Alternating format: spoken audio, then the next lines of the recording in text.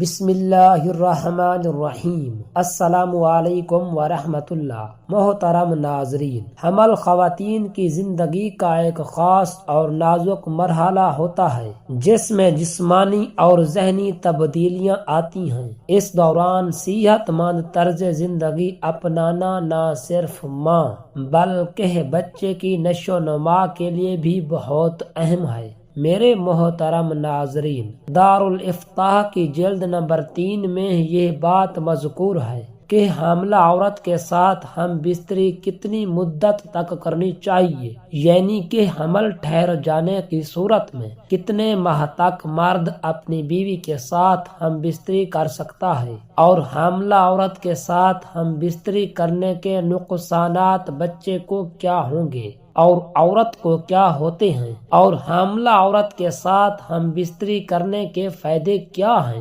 حدیث مبارکہ اور قرآن پاک کی روشنی میں آج کی اس معلوماتی ویڈیو کا بنانے کا مقصد یہ ہے کہ تمام مسلمانوں کو یہ پتہ اور معلوم ہونا چاہیے کہ شریعت محمدیہ صلی اللہ علیہ وسلم میں حاملہ عورت کے ساتھ ہم بستری کب تک کر سکتے ہیں۔ محترم ناظرین، اپنی بیوی کے ساتھ ہم بستری کرنا سنت عمل ہے، اور سنت عمل جس نے ایک ادا کیا گویا اس نے 10 نیکیاں حاصل کی۔ حدیث صحیح مسلم میں حضرت عبداللہ بن عمر رضی اللہ تعالی عنہ فرماتے ہیں کہ اللہ تعالی ان میاں بیوی پر راضی ہوتا ہے جو سرد راتوں میں ہم بستری کرتے ہیں اور رب کے ڈر سے ٹھنڈے پانی سے غسل کرتے ہیں اور اس کی رضا پر راضی رہتے ہیں۔ اس وقت اللہ تعالی فرشتوں سے فرماتا ہے، اے فرشتوں، تم ان کے سابقہ گناہ معاف کر دو،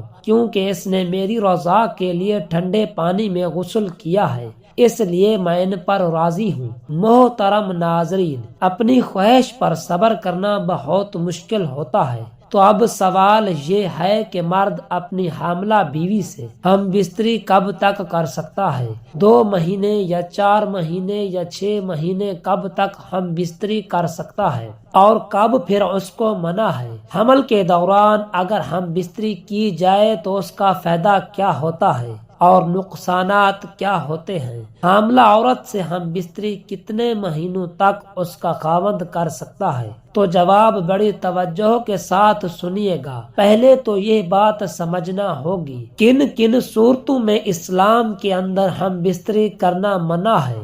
پہلی چیز ہے حیض کے دوران۔ حیض کی کم سے کم مدت 3 دن، زیادہ سے زیادہ مدت 10 دن۔ ان 3 سے 10 دنوں کے دوران آپ ہم بستری نہیں کر سکتے اپنی حلال بیوی کے ساتھ۔ قرآن پاک نے عورت کے حیض کے ایام میں منع کر دیا ہے۔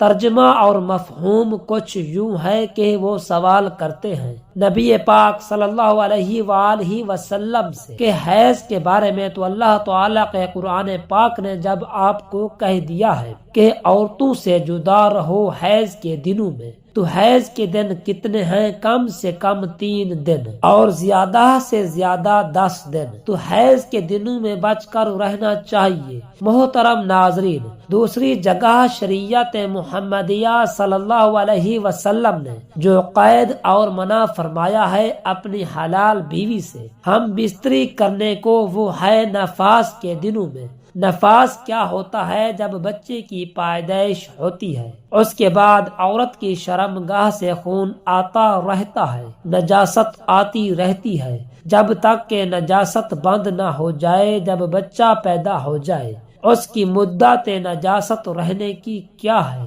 زیادہ سے زیادہ اس کے 40 دن ہوتے ہیں، اور کم سے کم اس کی کوئی مدت نہیں ہے، وہ 8 دن کے بعد بھی بند ہو سکتا ہے، 10 دن کسی وقت بھی بند ہو سکتا ہے۔ تو ان دنوں میں بھی بیوی سے ہم بستری کرنا منع ہے۔ اب ہے مقام کے اعتبار سے مقام کے پیچھے کی شرمگاہ اور پاخانہ کے اندر داخل کرنا، یہاں سے ہم بستری کرنا اللہ تعالیٰ کے قرآن پاک نے منع کر دیا ہے۔ شریعت مطہرہ کے دیگر تمام علماء کرام اور ہمارے پیارے نبی حضرت محمد مصطفیٰ صلی اللہ علیہ وسلم سے یہ ثابت شدہ ہے، عورت کی پچھلی شرمگاہ سے دخول کرنا حرام ہے، بچنا ہوگا۔ بہت بڑی اللہ تعالیٰ کی ناراضگی والا عمل ہے، لہٰذا اس سے بچنا ہوگا۔ اللہ تعالیٰ کا قرآن پاک میں ارشاد ہے، ترجمہ کہ تمہاری بیویاں تمہاری کھیتی ہیں، تم جہاں سے چاہو آؤ لیکن کہاں آؤ؟ حرف کے اندر یعنی کھیتی کے اندر۔ کھیتی وہ ہوتی ہے جس کے اندر بیج ڈالا جاتا ہے تو بیج اگتا ہے۔ غالب امکان یہی ہوتا ہے کوئی بیماری لگ جائے، کوئی اور مسئلہ بن جائے تو وہ الگ بات ہے، لیکن غالب گمان کیا ہوتا ہے کہ وہاں سے کھیت اگتا ہے۔ جس کھیتی کے اندر بیج ڈالا جاتا ہے تو بیج کی جگہ حرف جس کو کہا گیا ہے وہ آگے کی شرمگاہ ہے، بیوی کی پیچھے کی نہیں، وہ پاخانہ ہے، پاخانے کی جگہ ہے، نجاست ہے، اس سے بچنا ہوگا۔ تو اب آتے ہیں آج کا جو سوال ہے، کب تک حاملہ بیوی کے ساتھ ہم بستری کب تک کر سکتے ہیں؟ تو جواب بڑا واضح ہے کہ شریعت مطہرہ، اسلام کے تمام ماخذ قرآن، حدیث اور اجماع یہ سارے آپ کو اجازت دیتے ہیں کہ آپ جب چاہیں، یعنی اگلے دن بچے کی پیدائش ہونے والی ہے، اس سے پہلے آپ اگر ہم بستری کرنا چاہتے ہیں تو کر سکتے ہیں، آداب اور اپنی بیوی کی صحت کو دیکھتے ہوئے۔ لیڈی ڈاکٹر سے مشورہ کرنے کے بعد آپ کے ہم بستری کرنے سے بچے کو کوئی تکلیف نہ ہو اور بیوی کو کوئی تکلیف نہ ہو، کسی قسم کا نقص پیدا ہو سکتا ہے، کوئی پریشانی اس سے ہو سکتی ہے، تو پھر آپ کو صبر کرنا ہوگا، اور اگر اس طرح کا کوئی خدشہ نہیں ہے، کوئی امکان نہیں ہے، تو آپ آزاد ہیں، جب چاہیں جیسے چاہیں۔ آپ کی بیوی کے لیے آسانی ہو، اس کو تکلیف نہ ہو، بیوی کو بھی تکلیف نہ ہو، بچے کو بھی تکلیف نہ ہو، صرف یہی چیز آپ نے سامنے رکھنی ہے۔ باقی سب کچھ لوگوں کی باتیں اپنی اپنی جگہ پر، ان کو نہیں دیکھنا، صرف اور صرف شریعت مطہرہ آپ کو اس حوالے سے آزاد چھوڑ رہی ہے۔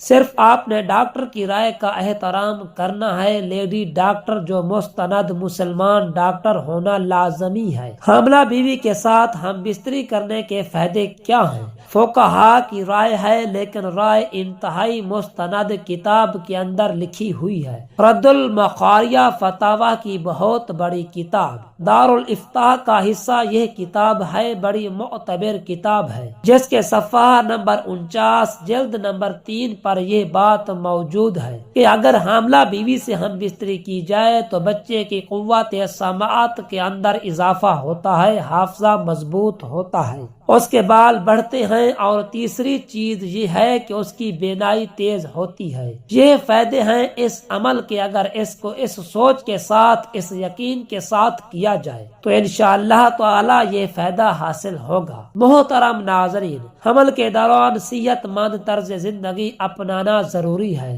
تاکہ ماں اور بچے دونوں کی صحت اچھی رہے۔ اپنی غذا، آرام اور ذہنی سکون پر توجہ دیں، اور کسی بھی غیر معمولی علامت کی صورت میں فوراً ڈاکٹر سے رجوع کریں۔ دعا ہے کہ اللہ رب العزت ہمیں شریعت کے مطابق ہم بستری کرنے کی طاقت اور توفیق عطا فرمائے۔ آمین ثم آمین۔ جزاک اللہ۔